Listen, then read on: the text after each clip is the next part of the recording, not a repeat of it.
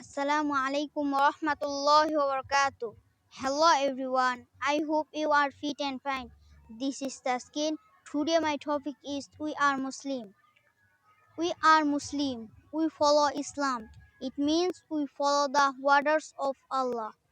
These orders were given to the Prophet Muhammad sallallahu alaihi wasallam. The angel Jibril alayhi salam brought these orders. A Muslim believes in only one God.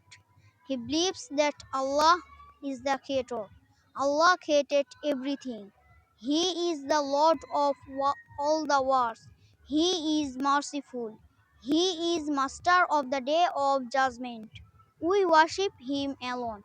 To Him alone we turn for help. Hope you loved my presentation. Please don't forget to like, comment, and share. Next time I will be back with another work presentation. Till then, bye bye. Assalamu alaikum wa rahmatullahi wa barakatuh.